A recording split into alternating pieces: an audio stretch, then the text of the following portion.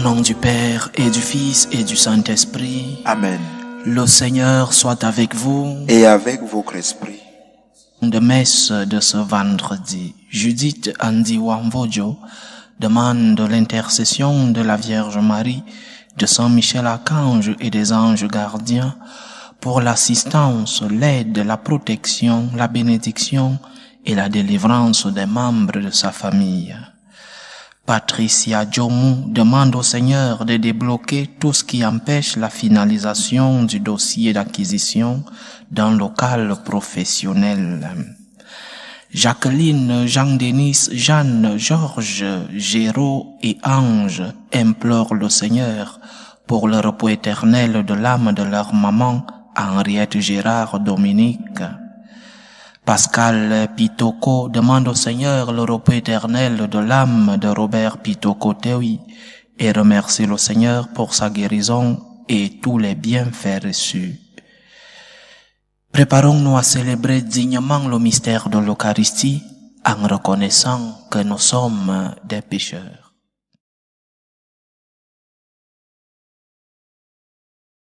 Prends pitié de nous, Seigneur. Nous avons péché contre toi. Seigneur, ta miséricorde. Pour ton salut. Puissant nous fasse miséricorde, qu'il nous pardonne nos péchés et nous conduise à la vie éternelle. Amen. Seigneur, prends pitié. Prends pitié. Ô Christ, prends pitié. Ô Christ, prends pitié. Seigneur, prends pitié. Seigneur, prends pitié. Prions le Seigneur. Nous t'en prions, Dieu Tout-Puissant, nous qui avons reçu la grâce de savoir que le Christ est ressuscité, que ton esprit d'amour nous fasse vivre une vie nouvelle. Par Jésus-Christ, ton Fils, notre Seigneur, qui vit et règne avec toi dans l'unité du Saint-Esprit, Dieu, pour les siècles des siècles. Amen. Lecture du livre des Actes des Apôtres. En ces jours-là, Saul était toujours animé d'une rage meurtrière contre les disciples du Seigneur. Il alla trouver le grand prêtre et lui demanda des lettres pour les synagogues de Damas, afin que s'il trouvait des hommes et des femmes qui suivent le chemin du Seigneur, il les emmène enchaînés à Jérusalem. Comme il était en route et approchait de Damas, soudain une lumière venant du ciel l'enveloppa de sa clarté. Il fut précipité à terre. Il entendit une voix qui lui disait: « Saul, Saul, pourquoi me persécuter ?» Il demanda: « Qui es-tu, Seigneur ?» La voix répondit: « Je suis Jésus, celui que tu persécutes.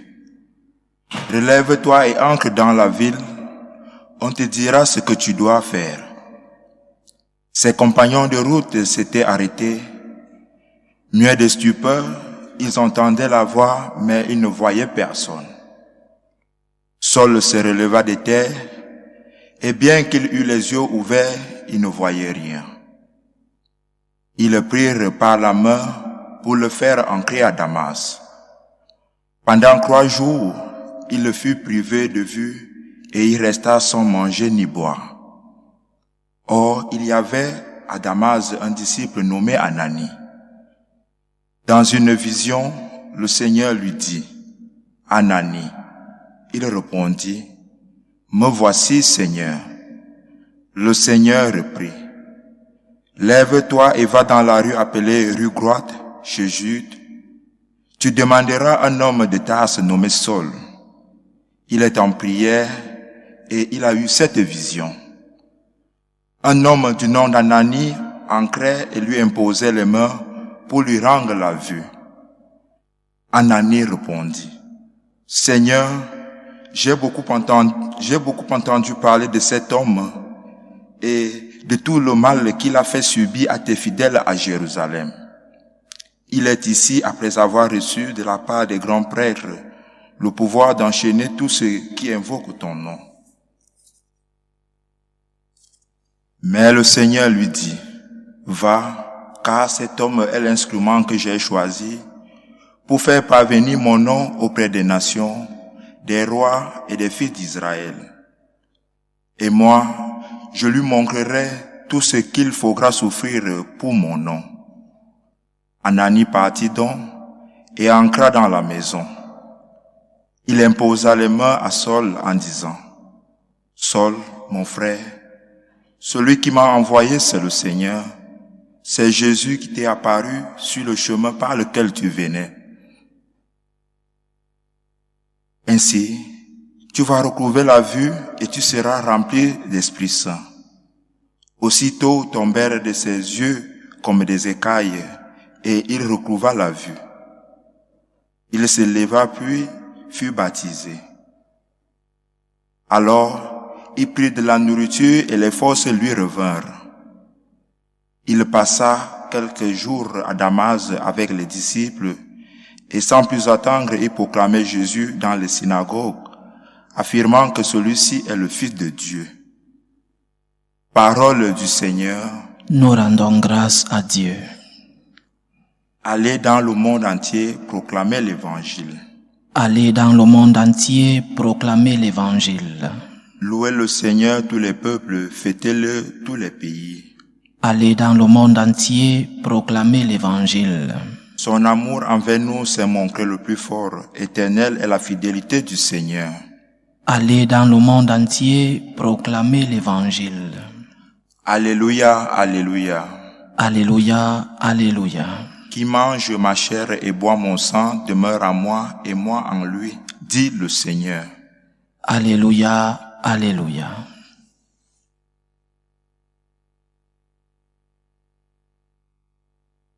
Le Seigneur soit avec vous. Et avec votre esprit.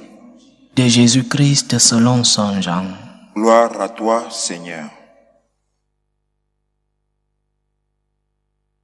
En ce temps-là, les Juifs se querellaient entre eux.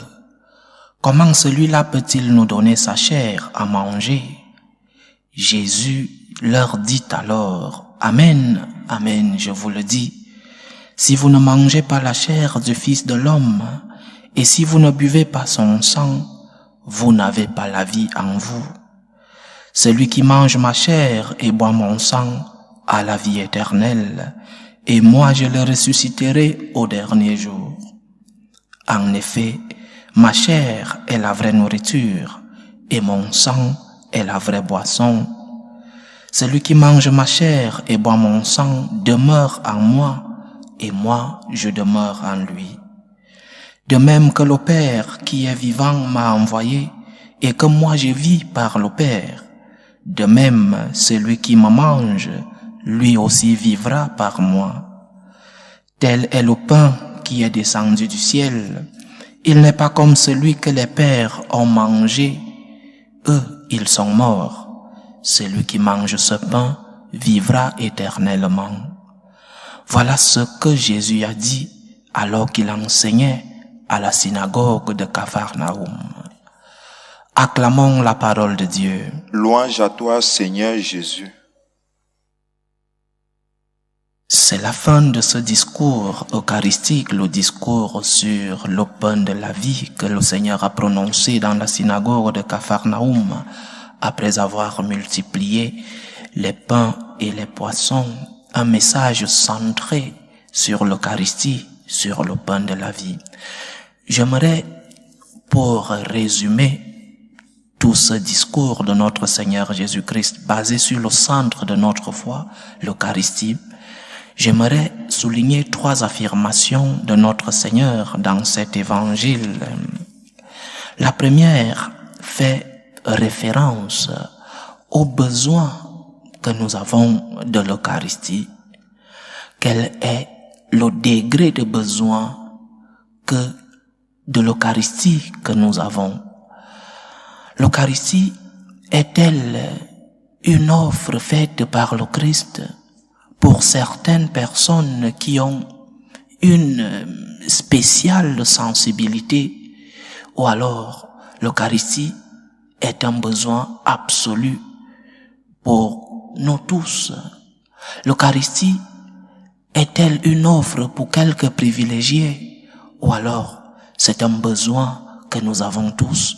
L'évangile d'aujourd'hui ne laisse aucun doute. Jésus dit, celui qui mange ma chair et boit mon sang, celui qui mange ma chair et boit mon sang aura la vie éternelle.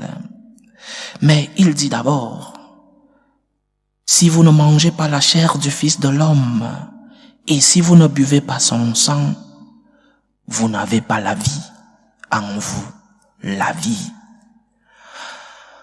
spirituelle, la vie surnaturelle, la vie éternelle.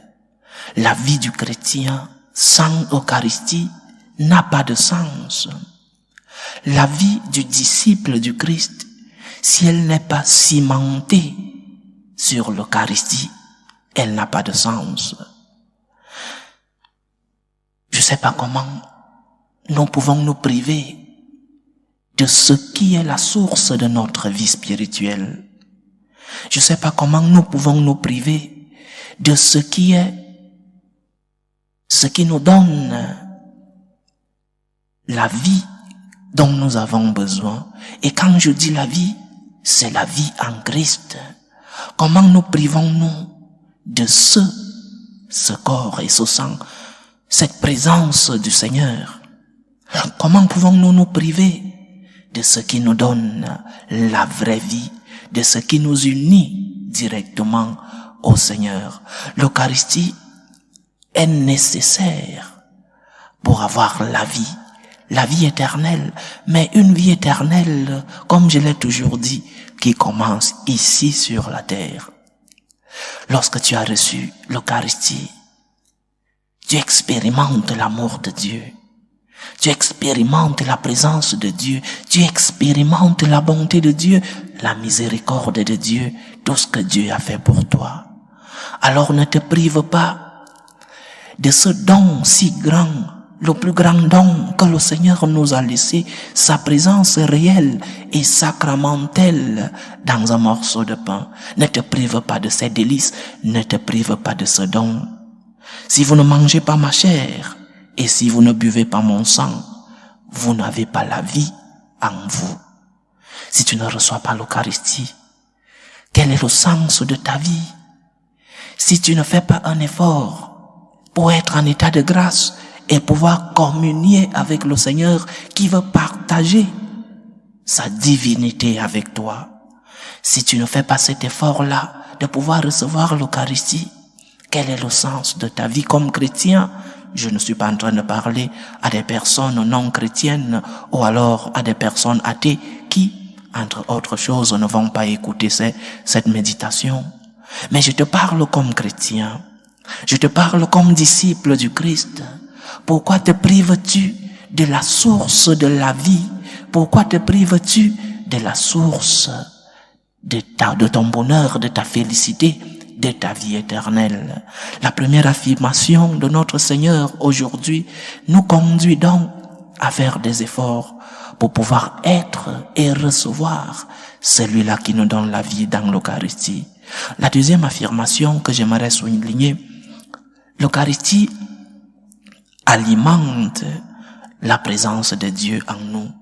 Nous savons qu'il y a une présence substantielle du Christ dans l'Eucharistie. Mais évidemment, lorsque nous avons communié et que finit le métabolisme de la digestion, ce Christ sacramentel dans le pain, cette présence est conclue par la digestion. Mais il nous reste quelque chose. Après la digestion, le Seigneur continue de nous nourrir. Il continue de nous alimenter par sa présence. Jésus-Christ dit dans l'Évangile, « Celui qui mange ma chair et boit mon sang demeure en moi, et moi, je demeure en lui. » Le Christ demeure en toi. Ce n'est pas une présence pour un moment, c'est une présence qui demeure en toi lorsque tu as reçu l'Eucharistie, lorsque tu as communié avec le Christ. Le Christ demeure en toi. La présence du Christ dans ta vie est demeurante. Et je repose la question. Pourquoi te prives-tu de ce délice qui fait que le Christ demeure en toi? Celui qui mange et boit, celui qui mange ma chair et boit mon sang, demeure en moi. Tu demeures en Dieu lorsque tu as reçu une belle Eucharistie. Tu demeures en Dieu lorsque tu t'es préparé, bien sûr, en état de grâce. Lorsque tu as reçu une Eucharistie, tu expérimentes la présence de Dieu dans ta vie et tu demeures en Dieu, mais aussi Dieu, le Christ lui-même, demeure en toi. La présence de Dieu est croissante lorsque nous communions. Dieu, parce que nous vivons en lui, il vit en nous lorsque nous recevons son corps et son sang. Troisième affirmation. Si le Christ est en nous, si nous vivons en le Christ et le Christ vit en nous, de cette présence mutuelle, nous en lui et lui en nous, de cette présence s'ensuit un agir, un acte. Le Christ agit en nous parce qu'il est présent en nous. Le Christ agit à travers nous. Il agit aussi pour nous. Il dit dans l'évangile d'aujourd'hui, celui qui me mange, lui aussi vivra par moi. Tu vivras pour le Christ et tu vivras par le Christ. Non seulement tu vivras pour le Christ parce que tes comportements, parce que ton agir, parce que ton quotidien sera illuminé par le Christ, mais tu vivras par le Christ. Le Christ vivra en toi et il agira à travers toi. Jésus-Christ aimera à travers toi. Jésus-Christ parlera à travers toi. Il pardonnera à travers toi. La preuve, nous l'avons dans la première lecture que nous avons lue aujourd'hui, qui nous parle de la conversion de Saul, de persécuteur à chrétien, de persécuteur à disciple de notre Seigneur. Et ce Saul, qui est Saint Paul, bien sûr, dira plus tard, ce n'est plus moi qui vis, c'est le Christ qui vit en moi. Parce qu'il a accepté que le Seigneur transforme sa vie, parce qu'il a accepté d'être trempé de la présence du Seigneur, il dit plus tard, ce n'est plus moi qui vis, c'est le Christ qui vit en moi. Alors, chers frères et sœurs, que notre vie puisse épouser cette affirmation pauline, que nous ayons une pratique eucharistique bien cultivée. Nous savons déjà les conditions pour pouvoir bien recevoir l'Eucharistie, être en état de grâce. Et cet état de grâce nous amène donc à pouvoir communier avec le Seigneur. Alors que nous ayons une pratique eucharistique bien cultivée qui nous amènera à agir, parce que c'est le Christ qui vivra en nous et c'est le Christ qui agira en nous. Et nous dirons avec Saint Paul, ce n'est plus moi qui vis, ce n'est plus moi qui parle, ce n'est plus moi qui aime, ce n'est plus moi qui pardonne, ce n'est plus moi qui suis généreux, ce n'est plus moi qui aide les pauvres. C'est le Christ qui vit en moi, c'est le Christ qui agit en moi, c'est le Christ qui pardonne à travers moi, c'est le Christ qui parle en moi. Que notre vie soit remplie de la présence du Seigneur, que le Seigneur nous aide par sa grâce, qu'il nous aide à pouvoir nous préparer à le recevoir dans l'Eucharistie, qu'il nous aide à ouvrir les portes de notre vie, de notre cœur, qu'il nous aide à ouvrir les portes de notre vie spirituelle pour que nous puissions recevoir celui-là qui remplit notre vie, celui-là qui est la vie, celui-là qui nous conduira et qui agira en nous. Que Dieu nous aide. Loué soit Jésus-Christ. À jamais. Présentons nos humbles supplications vers Dieu le Père Tout-Puissant. Prions pour la Sainte Église, pour le pape, pour les évêques et les prêtres. Prions le Seigneur. Seigneur, écoute et prends pitié. Seigneur, pour la paix dans le monde, pour la paix dans nos familles, pour que cesse tout germe de violence, pour que finissent les tensions, les guerres entre les peuples. Prions le Seigneur. Seigneur, écoute et prends pitié. Seigneur, pour les vocations dans la vie consacrée et dans la vie sacerdotale, pour que lui, qui est le maître de la moisson, envoie des ouvriers fidèles dans sa vigne. Prions le Seigneur. Seigneur, écoute et prends pitié. Le Seigneur, pour tous ceux qui vivent des moments de détresse, surtout pour les malades de nos familles. Prions pour toutes ces personnes qui ont perdu un être cher. Prions pour les attristés, pour les affligés, pour que le Seigneur lui-même soit leur réconfort. Prions le Seigneur. Seigneur, écoute et prends pitié. T'y rassembler pour tous ceux qui nous suivent à travers ce canal, pour toutes nos intentions de prière. Supplions le Seigneur pour qu'il remplisse nos vies de sa présence, pour qu'à travers l'Eucharistie, nous puissions être d'autres Christ sur la terre, pour qu'à travers le corps et le sang du Christ, nous pouvons agir selon la volonté du Seigneur. Prions le Seigneur. Seigneur, écoute et prends pitié. Seigneur, les supplications que ton peuple te présente avec foi, daigne les exaucer selon ta volonté. Toi qui vis et règnes pour les siècles des siècles. Amen.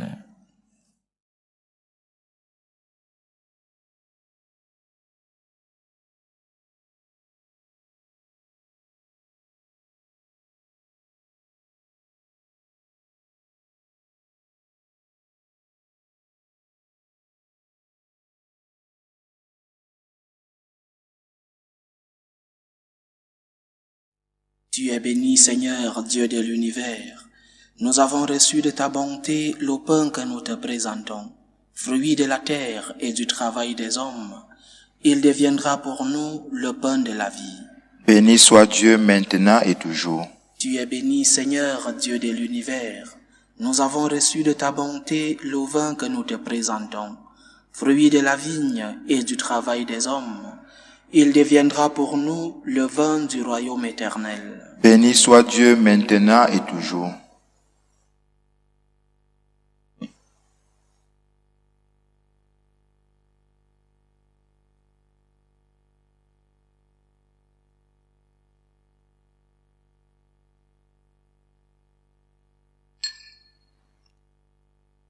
Priez, chers frères et sœurs, que mon sacrifice qui est aussi le vôtre soit agréable à Dieu le Père Tout-Puissant.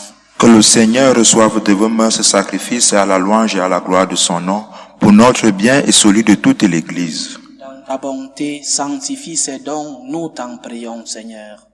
Accepte le sacrifice spirituel que nous t'offrons et fais de nous-mêmes une éternelle offrande pour toi. Par Jésus-Christ, ton Fils, notre Seigneur, qui vit et règne avec toi dans l'unité du Saint-Esprit, Dieu, pour les siècles des siècles. Amen. Le Seigneur soit avec vous. Et avec votre esprit, Notre cœur. nous le tournons vers le Seigneur. Rendons grâce au Seigneur notre Dieu. Cela est juste et bon. Vraiment, il est juste et bon pour ta gloire et notre salut, de t'offrir notre action de grâce, Seigneur, en tout temps, mais plus encore de te glorifier en ces jours où le Christ, notre Pâque, a été immolé.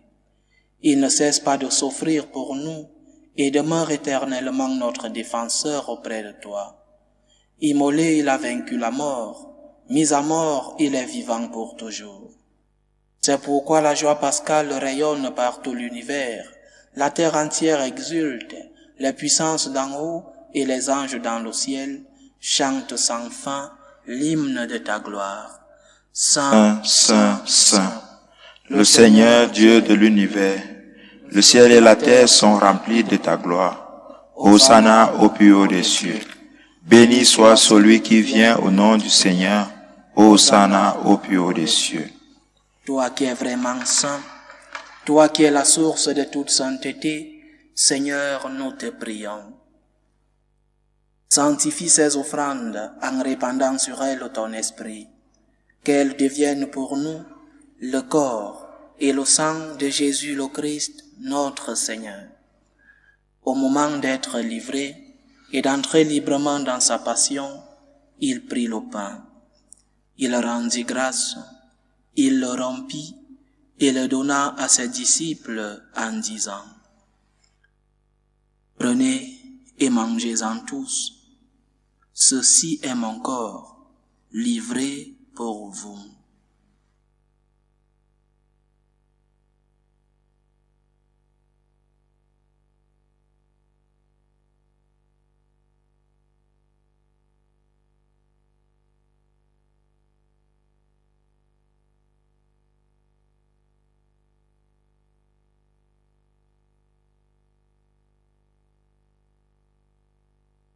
De même, après le repas, il prit la coupe. De nouveau, il rendit grâce et la donna à ses disciples en disant: « Prenez et buvez-en tous, car ceci est la coupe de mon sang, le sang de l'alliance nouvelle et éternelle, qui sera versé pour vous et pour la multitude en rémission des péchés. Vous ferez cela en mémoire de moi. »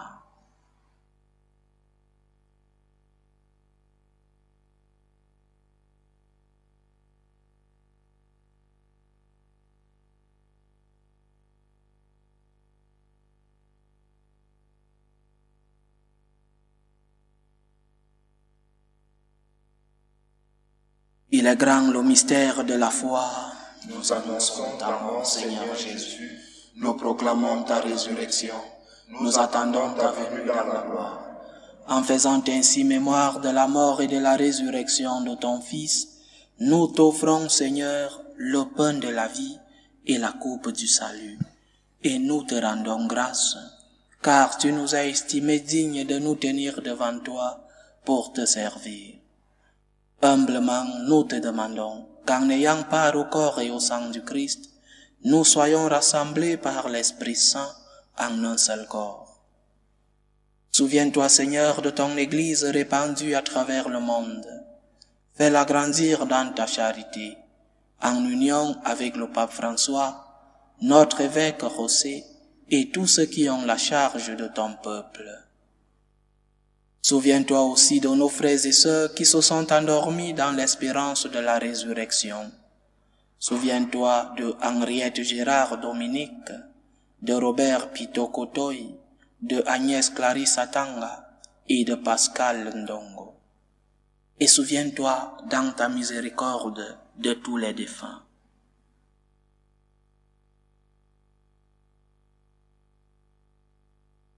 Accueille-les dans la lumière de ton visage. Sur nous tous, enfin, nous implorons ta bonté. Permets qu'avec la Vierge Marie, la bienheureuse Mère de Dieu, avec Saint Joseph son époux, les apôtres et tous les saints qui ont fait ta joie au long des âges, nous ayons part à la vie éternelle et que nous chantions ta louange et ta gloire par ton Fils Jésus le Christ. Par lui, avec lui et en lui, à toi Dieu le Père Tout-Puissant, dans l'unité du Saint-Esprit, tout honneur et toute gloire pour les siècles des siècles. Amen. Comme nous l'avons appris du Sauveur, et selon son commandement, nous osons dire: Notre Père qui es aux cieux, que ton nom soit sanctifié, que ton règne vienne. Que ta volonté soit faite sur la terre comme au ciel. Donne-nous aujourd'hui notre pain de ce jour. Pardonne-nous nos offenses, comme nous pardonnons aussi à ceux qui nous ont offensés. Et ne nous laisse pas entrer en tentation, mais délivre-nous du mal. Délivre-nous de tout mal, Seigneur, et donne la paix à notre temps. Soutenus par ta miséricorde, nous serons libérés de tout péché, à l'abri de toute épreuve, nous qui attendons que se réalise cette bienheureuse espérance, l'avènement de Jésus-Christ, notre Sauveur. Car c'est à toi qu'appartiennent le règne, la puissance et la gloire pour les siècles des siècles. Seigneur Jésus-Christ, tu as dit à tes apôtres: Je vous laisse la paix, je vous donne ma paix. Ne regarde pas nos péchés, mais la foi de ton Église. Pour que ta volonté s'accomplisse, donne-lui toujours cette paix et conduis-la vers l'unité parfaite. Toi qui vis et règnes pour les siècles des siècles. Amen. Que la paix du Seigneur soit toujours avec vous. Et avec votre esprit. Dans la charité du Christ, donnez-vous la paix.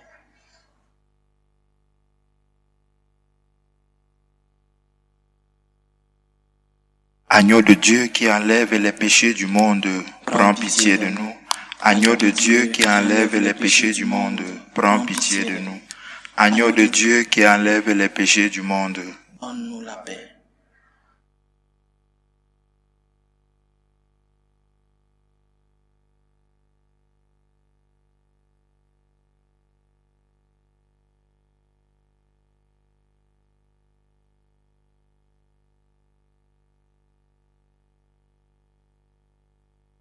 Voici l'agneau de Dieu. Voici celui qui enlève les péchés du monde.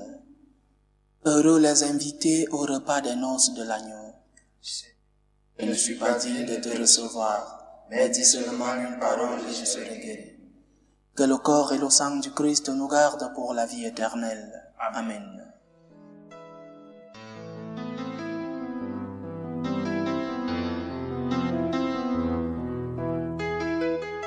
Communion spirituelle. Mon Jésus, je crois en votre présence dans le très saint sacrement. Je vous aime plus que toute chose et je désire que vous veniez dans mon âme. Je ne puis maintenant vous recevoir sacramentellement dans mon cœur. Venez-y au moins spirituellement.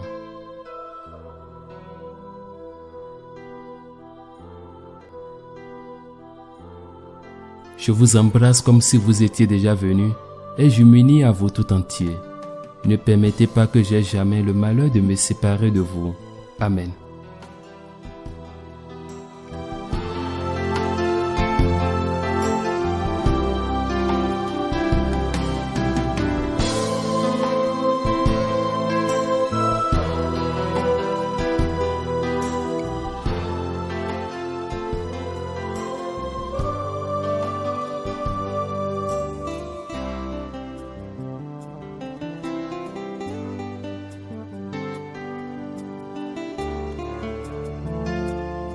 Méthode de prière des franciscains de Marie. Jésus, je te fais confiance. Je t'aime. Je t'adore. Je te remercie. Je te demande pardon. Je te demande des grâces. Je m'offre à toi comme Marie. Amen. Achevons notre prière. Nous venons de communier, Seigneur, au don sacré du corps et du sang de ton Fils, et nous te prions humblement que cette Eucharistie offerte en mémoire de lui, comme il nous l'a dit de le faire, augmente en nous la charité.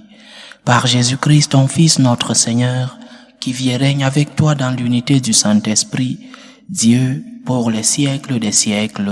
Amen. Le Seigneur soit avec vous. Et avec votre esprit. Que Dieu Tout-Puissant vous bénisse, le Père, le Fils et le Saint-Esprit. Amen. Allez dans la paix du Christ. Nous rendons grâce à Dieu. Ô Reine, Mère de miséricorde, notre vie, notre douceur, notre espérance, salut. Nous crions vers toi, enfant d'Ève exilée. Vers toi nous soupirons, gémissant et pleurant, dans cette vallée de larmes. Ô toi, notre avocate, tourne vers nous ton regard miséricordieux, et après cet exil, montre-nous Jésus, le fruit béni de tes entrailles. Ô clémente, ô miséricordieuse, ô douce Vierge Marie. Amen. Priez pour nous, Sainte Mère de Dieu, afin que nous soyons rendus dignes des promesses du Christ.